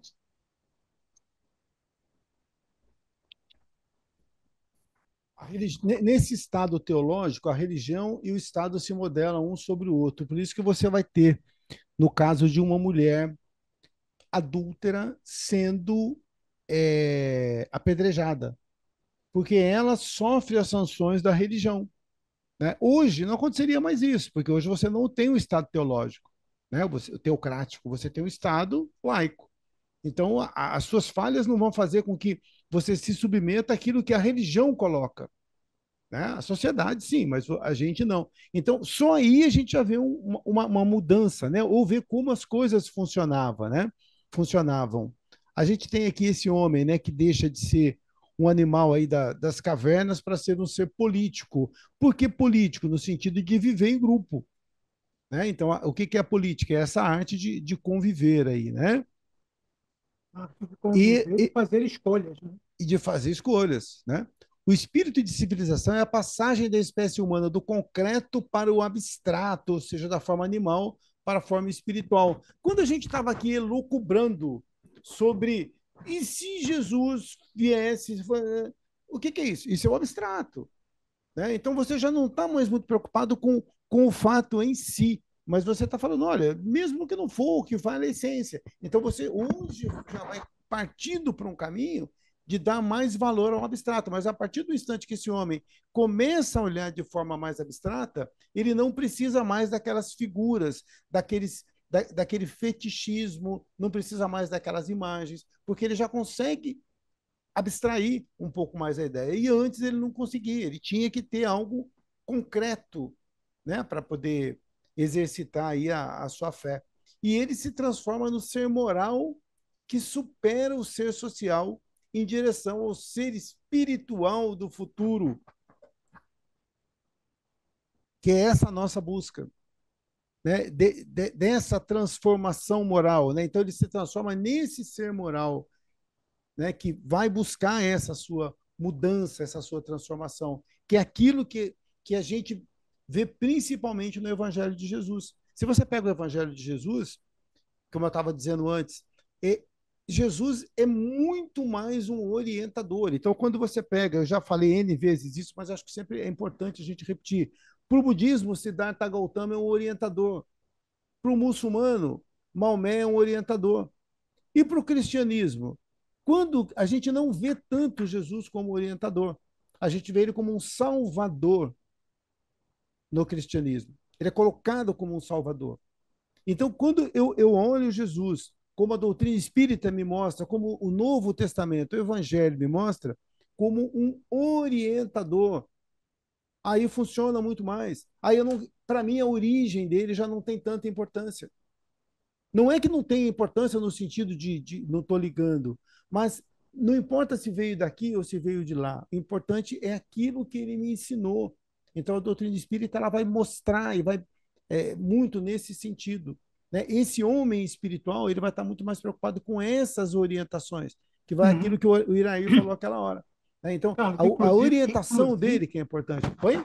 inclusive, Carlos, se a gente for analisar Jesus como um salvador, a gente não precisa fazer mais nada, ele já salvou a gente. Pode fazer o que quiser, já estamos salvos. Basta crer. Basta acreditar. Né? Não precisa nem fazer, é só acreditar. Só acreditar. Ele já morreu para me salvar. Então eu Pois não é, preciso fazer mais nada. não faz mais nada. Por isso que você pega, por exemplo, as religiões que colocam essa questão da doutrina da graça, elas vão estar com os templos cheios. E quando você vem para a doutrina espírita, fala assim, cara, é você que vai ter que trabalhar, é você que vai trabalhar, você é o artífice da sua evolução, é você que vai fazer o teu futuro. Causa e efeito. Ponto, aí mudou. Aí a gente tem pouquinho, né? É pouquinho. Por quê? Porque aí fica mais difícil esse caminho. Mas esse é o caminho que a gente, eu pelo menos acredito que seja, né? Aquilo que vai levar lá a gente a algum ponto. Tranquilo? Alguém quer falar alguma coisa sobre isso? Horizonte profético. Quem quer ler o horizonte Eu profético? posso ler Vamos lá. o horizonte profético. O horizonte profético é o mundo da individualização. O homem agrário, resultante da evolução natural do homem tribal, encanta-se com a possibilidade da individualização. Ele aprende a pensar por si mesmo, a escolher, a julgar, não se submetendo mais aos moldes coletivos. Desculpa. Ao mesmo tempo, liberta-se dos instintos. O poder da racionalização o tornou senhor da sociedade e da natureza. Essa condição explica o aparecimento no mundo, antes de Cristo, de individualidades, sábios, místicos, poetas e profetas. O horizonte profético atingiu, entre os hebreus, a sua culminância, mas nem por isso se apresenta em estado de pureza ideal. Algumas características propiciaram o desenvolvimento do horizonte profético entre os hebreus. A aceitação popular do monoteísmo, a aceitação dos atributos de Deus e ligações diretas com Deus individual através dos profetas. A aceitação do monoteísmo por todo o povo, ocorrida pela primeira vez na história, quando os hebreus, após a relutância inevitável, admitiram que o Deus familiar de Abraão, Isaque e Jacó era o ser supremo. Analisa o advento do horizonte profético. Os médiuns passaram a ser um instrumento consciente de um Deus universal, supremo, racional. Passaram a falar como intérpretes e não como simples aparelhos de transmissão de mensagens vocais. A nova qualidade que adquiriram foi a dignidade individual. Existia grande diferença entre a pitonisa, que caía em transe, e o profeta hebreu, cheio de dignidade pessoal, de consciência de sua missão divina, que não temia apostrofar os poderosos do tempo. O profeta é um médium que rompeu o gregarismo psíquico, individualização mediúnica. Acima dele paira a razão suprema, o Deus único e universal, com o qual ele pode confabular através da mediunidade. A individualização mediúnica abriu as portas da espiritualidade para os hebreus, permitindo a criação na Palestina do clima necessário ao advento do Messias. Isso explica por que o povo hebreu podia considerar-se o povo eleito e por que seus domínios deviam estender-se a todos os povos. Jesus também pregava o reino de Deus para confirmar a natureza espiritual do homem, que transcende o material, ao atingir a individualização mediúnica. O profeta se põe em relação direta e pessoal com Deus. Dois indivíduos se defrontam, o divino e o humano. Os intermediários, seja sociais ou espirituais, são afastados. Os profetas hebreus rejeitam a idolatria e os cultos politeístas, pois esses cultos constituem um perigo à integridade espiritual do profeta. O indivíduo espiritual confabula com entidades superiores, certo de estar falando com o próprio Deus. Moisés no Monte Sinai. Que coisa mais bonita, né? Que coisa mais bonita. Então a gente pega aqui bem a época de Jesus mesmo, né? Esse médium, esse homem, ele aprende a pensar por si mesmo, a escolher, a julgar, não se submetendo mais aos moldes coletivos. Por isso que a gente vai ver vários profetas surgindo, vários pensadores surgindo, porque ele começa a desgrudar, né? Então a gente vai vendo que de vez em quando um escapa e vai tendo uma linha de pensamento diferente. Aí a gente vai tendo aqui, olha, um terreno todo sendo sedimentado, né? Essa aceitação do monoteísmo, ele é importante, porque se eu tenho um mundo politeísta, eu não conseguiria chegar nisso. Então, eu tenho aqui a preparação para a vinda de Jesus. Então, quando você pega Abraão e Moisés, Moisés eu sei que está 1.300 anos antes de Jesus. Abraão deve estar, eu não tenho ideia, mas uns 200, 300 aí antes de Moisés, eu imagino.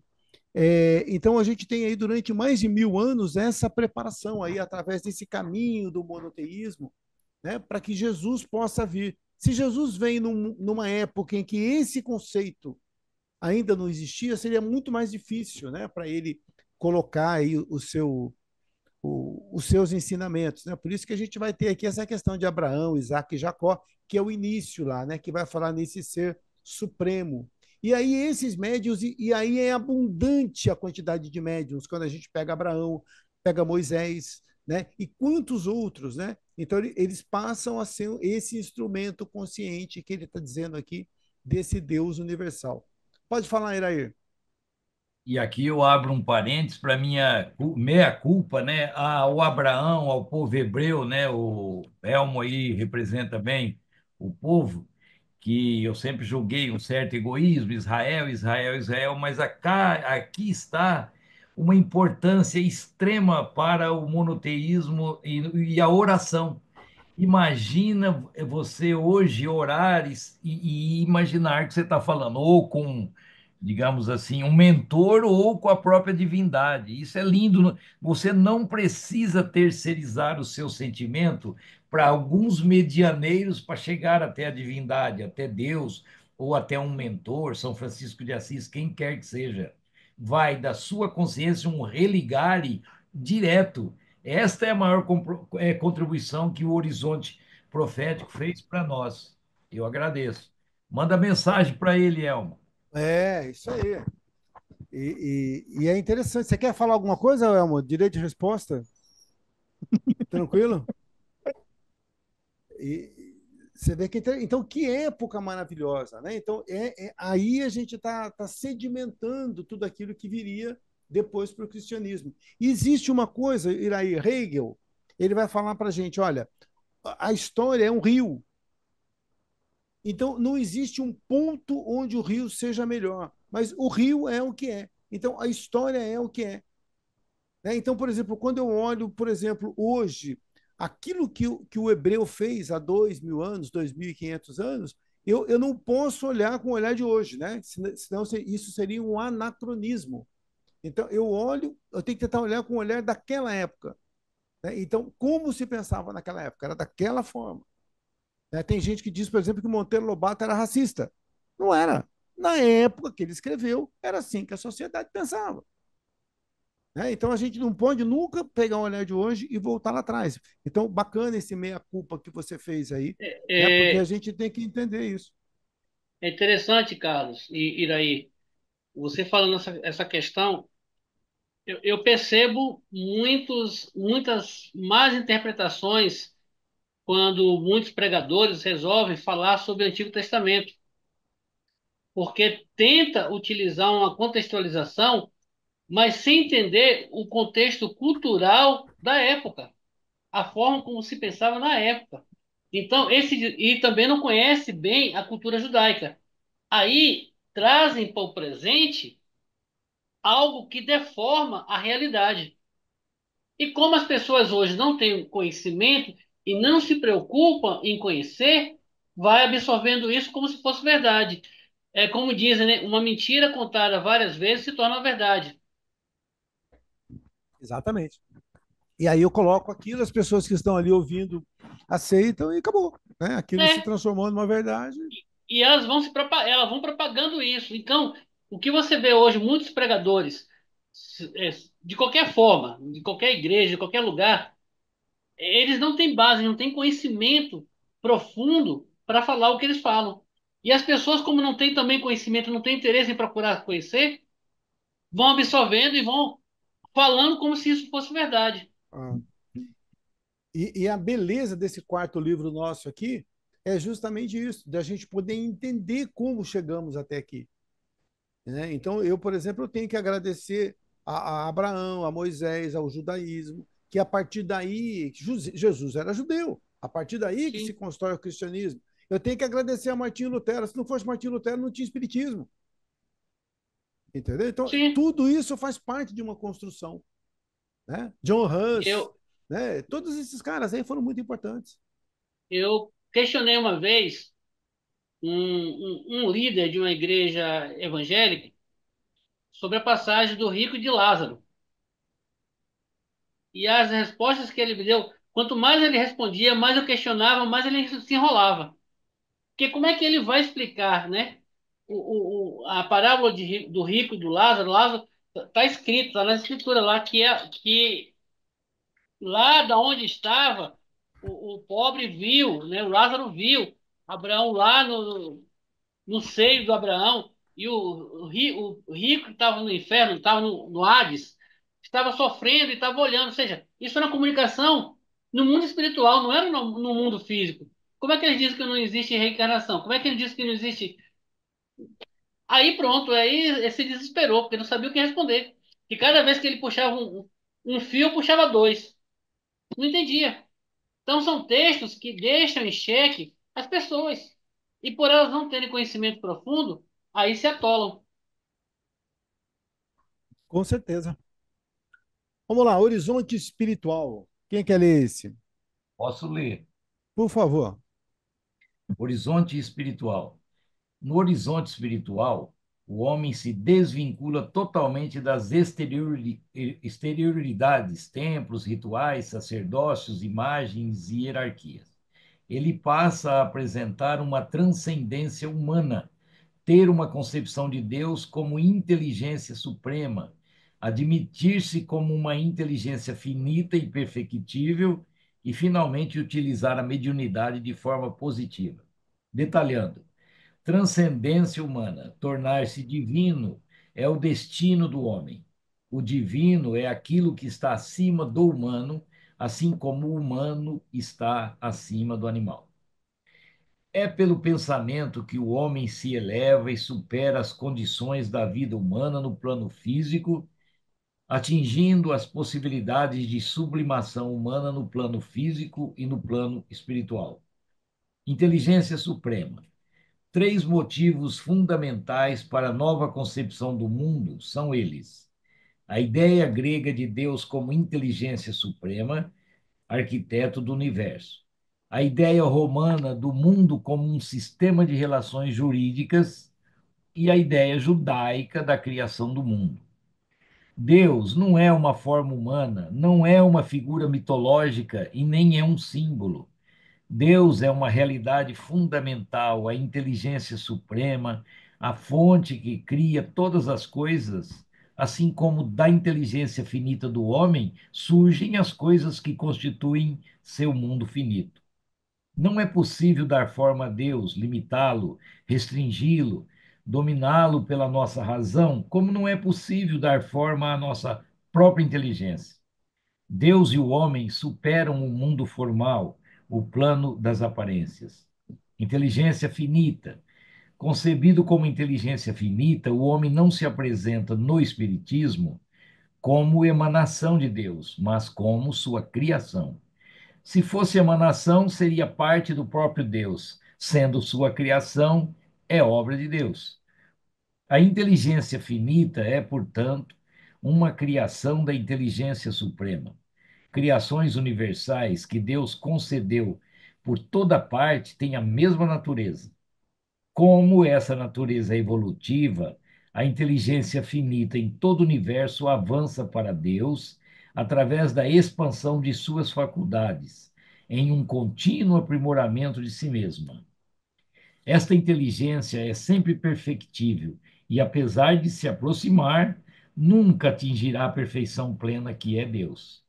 Ele não expande centelhas nem fabrica inteligências, sendo antes uma fonte criadora, um Pai supremo que gera filhos na matriz cósmica do universo. Assim como os filhos humanos nascem pequenos e frágeis, mas crescem e se assemelham aos pais, assim também os filhos divinos, embora inferiores no início, trazem no íntimo o poder de crescer e se assemelhar ao Pai. Mediunidade positiva. A mediunidade deixa de ser usada para proveito próprio e passa a ser usada para o benefício do outro, encarnado ou desencarnado. A fé, iluminada pela razão, deixa o terreno primário da crença para elevar-se ao da convicção, através do conhecimento direto da realidade espiritual. A mediunidade deixa de ser usada para proveito próprio e passa ao benefício do outro. Olha como o ser humano, nessa mediunidade positiva, a gente já mudou. Eu parei de pensar só em mim, eu estou pensando no outro. Eu não me dirijo mais a Deus só pedindo coisas e agradecendo coisas para mim, mas eu já estou preocupado com o todo. Isso é um traço de evolução, altruísmo. Né? Quanto mais altruísta, mais evoluído. Quanto mais egoísta, menos evoluído. Né? Então a gente vai mudando essa nossa forma de pensar. Pegando aqui de cima, a gente já não está mais preocupado nesse horizonte espiritual com templos, rituais, imagens, hierarquias. Sou eu e o sagrado, né? Eu e o divino. É isso que vai importar. Por isso que a gente estava dizendo, nesse momento não vai mais importar mitos. O importa é aquilo que você sente, né? Você sentir a divindade, né? Então passa a ser uma coisa diferente, né? E a gente vê Deus como uma forma, Deus como inteligência suprema e não mais como alguém que tem uma forma humana. Eu não consigo mais delimitar Deus dentro de uma determinada forma. Porque até se eu penso que Deus é um ser humano, e se viesse amanhã alguém de um outro planeta aí, de uma outra forma, ele não seria filho de Deus? Né? Então ele só é tem que ter formas humanas. Então a gente passa a ver, né, de uma maneira muito mais ampla, né? Tornar-se divino é o destino do homem. Então é o determinismo da evolução, né? A gente vai evoluir, então a gente não tem como, mas a gente vai caminhar por essa senda aí, né? Vamos ver o que mais aqui. Aqui a gente já falou de dar forma a Deus, o plano das aparências, e nós passamos a entender que nós somos essa criação divina. Alguém quer falar alguma coisa sobre isso aqui? Eu só queria falar sobre um detalhe que eu fiz uma pesquisa aqui rápida. Hum, Abraão viveu mais ou menos em torno de 800 anos antes de Moisés. bacana, legal, bacana. Só para a gente poder dar uma colocada. Eu não sabia exatamente esse Uhum. valor, não tinha ideia. Então, bacana. Então, Abraão aí está mais ou menos uns 2.000 anos antes de Cristo, Sim, 2000 né? anos. 2.000 antes de Cristo. Então, fica fácil a gente fazer isso. Então, Abraão, depois Jesus, aí, 2.000 anos. De dois em dois. Quem sabe está na hora de vir mais algum, né? Para dar uma luz Uma para a gente aí. sacudida aí. Isso. Tranquilo? Alguém de vocês quer Tranquilo. falar alguma coisa? Conclusão. Herculano Pires nos mostra, através dos horizontes citados em sua obra, que a humanidade apresenta uma evolução espiritual durante sua história. No início, a importância do sensível com os fenômenos naturais. Em seguida, vêm os milagres e a religiosidade, e culmina com a espiritualização. O entendimento da divindade também vai assumindo forma e entendimento cada vez mais sublimes, iniciando com a totemização para modernamente entender um Deus cósmico, transcendente e imanente, onde a criatura busca o Criador no sentido de se assemelhar com seus atributos. Estamos chegando já nesse ponto? Na aula passada eu anotei, você falou, né? Acho que sem imaginar essa conclusão aqui, você falou que Deus é transcendente e imanente. Anotei no meu caderno aqui. Pois é. Então a gente está buscando aí, né? Através dessa transcendência, ou seja, Deus está fora da criação ao mesmo tempo que faz parte da criação, né? Que está em toda parte. E essa criatura buscando o Criador, no sentido de se espelhar nesse Criador, né? Para poder alcançar aí um pouco dos seus atributos. Tranquilo, senhores? Sim, senhoras também.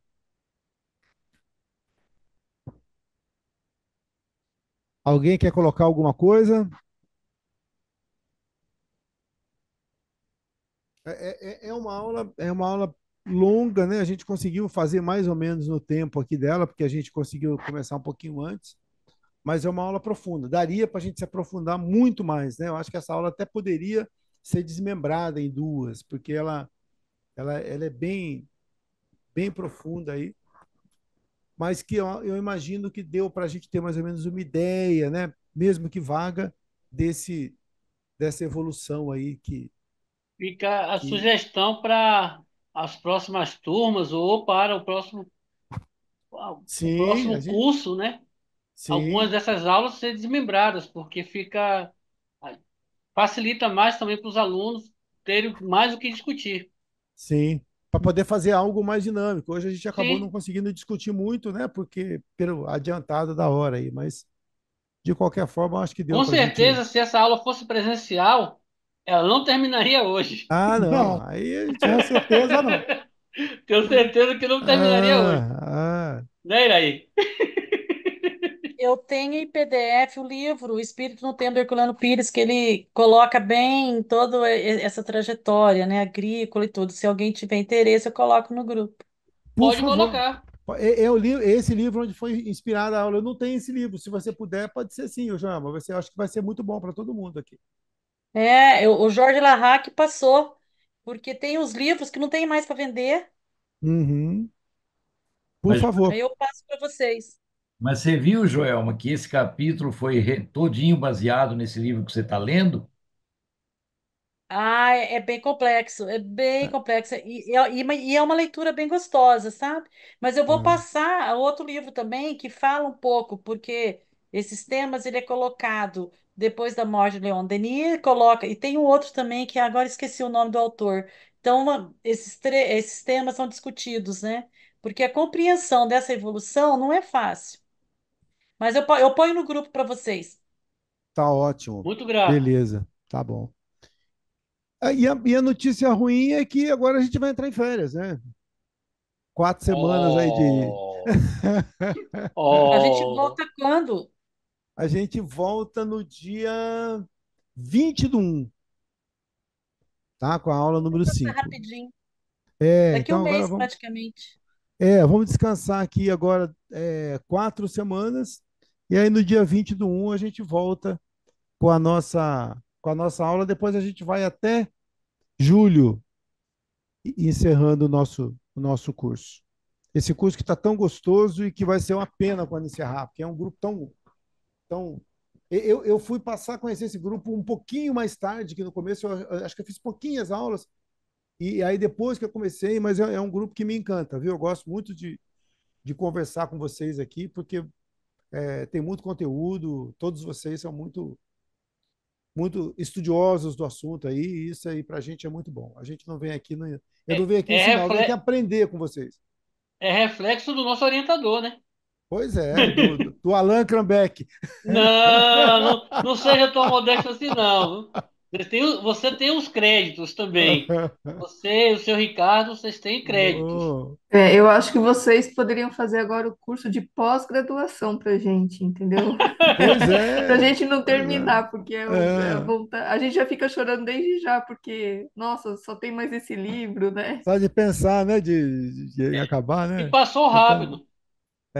pois Mas é. vocês podem escolher um livro que é bacana e a gente fazer um estudo junto. Claro, com certeza. Bem Lá, legal isso, Joelma. Acho ué. perfeito. A hora que estiver terminando o curso, a gente pode tentar ver alguma coisa nesse sentido aí e bolar alguma coisa assim. Eu já faço toda quarta-feira com a turma aí de São José sobre as obras de André Luiz. Ah, então, ó, bacana, ó. A gente vai. Quem gostaria de fazer o encerramento? Quem não leu? Então, é verdade, hein? Fica à Aí, Posso vontade, fazer? Joel. Pode, por favor. Vamos silenciando os nossos pensamentos, acalmando o nosso coração. E neste momento, apenas gratidão. Gratidão por este ano, gratidão por estarmos juntos, gratidão pelo conhecimento que adquirimos. E pedir ao grande Mestre, nosso irmão maior Jesus, que derrame sobre todos aqui presentes e àqueles que não puderam estar, suas bênçãos de luz, para que nós possamos, no ano de 2025, estarmos juntos novamente. E que neste momento nós possamos encher o nosso coração do amor maior, que é o sentimento maior que temos, e emanar em vibrações para todos os nossos familiares, para todos os nossos amigos, para todas as pessoas que amamos e conhecemos, para que eles tenham um bom Natal, e realmente eles conseguem imaginar o nascimento de Jesus em seus lares, em suas vidas. Então, neste momento, peço licença aos espíritos amigos, aos nossos mentores, e pedir para que nós realmente tenhamos Jesus em nosso coração e que no próximo ano estejamos abertos, firmes e fortes com a graça divina para iniciarmos novamente novos conhecimentos e nos tornarmos pessoas melhores. Que assim seja, graças a Deus. Graças a Deus. Graças a Deus. Ai, Ótimo. gente, Feliz Natal! Ai, estou com Natal. saudade. Ótimo Estamos Natal de para volta. todos aí, um grande ano novo, que Abraço. Bem, Tchau. Jesus a possa estar com todos, todos vocês e nos vemos no dia 20 de janeiro, se Deus quiser. Se Deus Amém. se Deus quiser. Que quiser. assim seja. Grande Beijo. abraço, viu, gente? Fiquem com Deus. Beijo, gente. Até mais. Tchau, tchau. Tchau, tchau. Tchau, gente.